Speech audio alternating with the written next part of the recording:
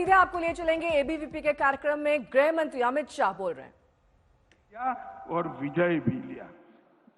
जयप्रकाश नारायण के नेतृत्व में भ्रष्टाचार के खिलाफ जो लड़ाई हुई, इसमें विद्यार्थी परिषद के योगदान को स्वयं लोकनायक ने अपनी पेन से लिखकर सर्टिफिकेट देने का काम किया है कि भ्रष्टाचार के खिलाफ जो आंदोलन हुआ, वो आंदोलन को सफल करने में अखिल भारतीय विद्यार्थी परिषद का बहुत बड़ा योगदान है।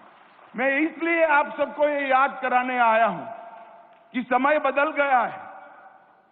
हो सकता है ऐसा समय है कि संघर्ष की जरूरत ना हो, परंतु काम करने की जरूरत है। हमारा काम समाप्त नहीं हुआ है। संघर्ष करने की जरूरत नहीं है तो ऊर्जा को रचनात्मक रास्तों पर हम डाइवर्ट करें, ऊर्जा को रचनात्मक रास्तों पर ले जाकर राष्ट्र निर्माण के काम में हम लगे रहे। मित्रों, मुझे एक युवा ने लगभग 10 साल पहले कहा कि हम भी देश के लिए जान देना चाहते। देश के लिए जान देने की अब जरूरत नहीं है। देश आजाद हो गया। आजादी के वक्त जो आंदोलन चलता था, उनका सौभाग्य था, उनके पास मौका था देश के लिए जान देने का। देश के लिए जान देने की अब जरूरत नहीं है, मगर देश के लिए जीने की जरूरत है। देश के लिए जीते हुए हमें कोई नहीं।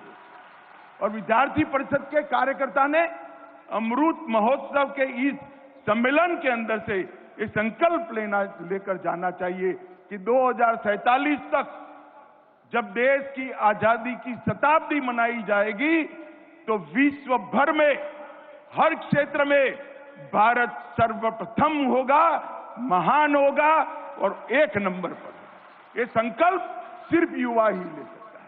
और मैं मानता हूं मित्रों, ये जो अमृत महोत्सव का और अमृत काल का संकल्प नरेंद्र मोदी जी ने देश के सामने रखा है, वो आपके लिए है। क्योंकि इसको देखने के लिए आप सभी होंगे। आपकी जिम्मेदारी है। 75 साल की यात्रा को यहां तक संभाल कर ले आए। हमारी कई पीढ़ियां इसके लिए खप गई।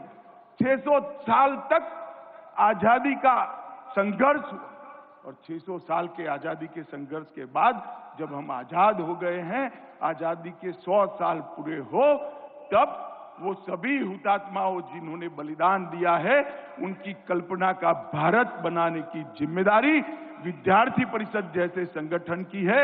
मेरे सामने जो विराट युवा शक्ति बैठी है, उसकी है।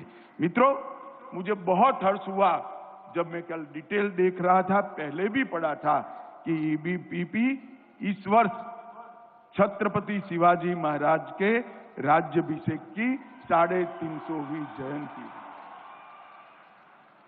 एबीवीपी के सभी संगठन के वरिष्ठों को मैं बहुत बहुत अभिनंदन देना चाहता हूं, क्योंकि आज का वर्ष और आज के वर्ष में छत्रपति के स्वराज के उद्देश्य, स्वराज का उद्देश्य सिर्फ राज के लिए नहीं था, स्व के लिए था।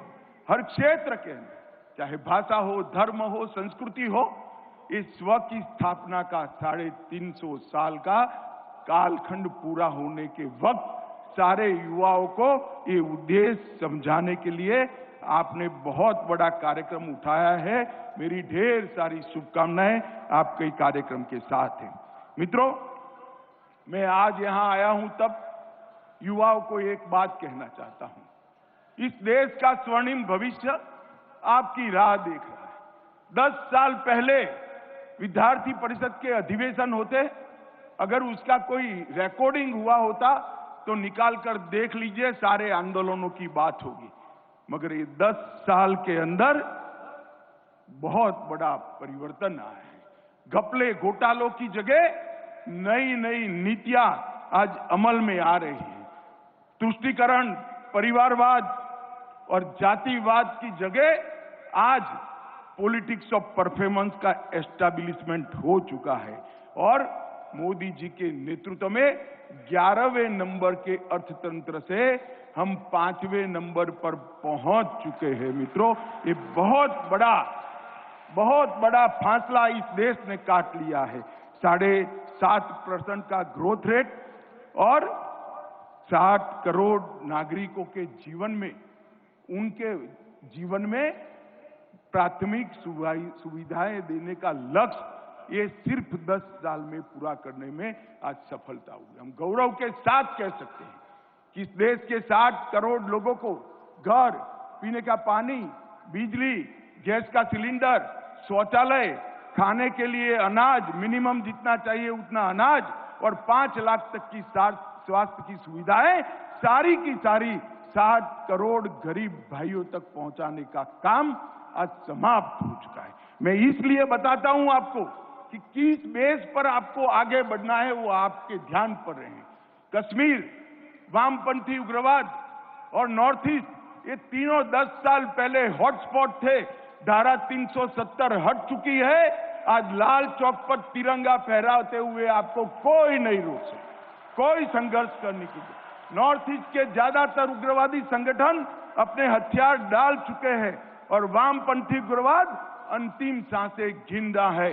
तीनों हॉटस्पॉट में हिंसा में करीब करीब 70% की कटौती करने का काम आज नरेंद्र मोदी सरकार ने किया है।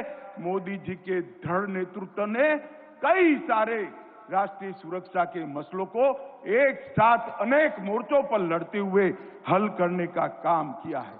राजनीतिक स्थिरता, भ्रष्टाचार मुक्त शासन, जन कल्याण की नीतियां, इन्वेस्टमेंट फ्रेंडली एजेंडा और शांतिपूर्ण माहौल, इसके साथ साथ पर्यावरण की चिंता और सुरक्षित भारत की कल्पना को चरितार्थ करना, ये सारी चीजें एक 10 साल में जमीन पर उतारने का काम नरेंद्र मोदी जी ने किया।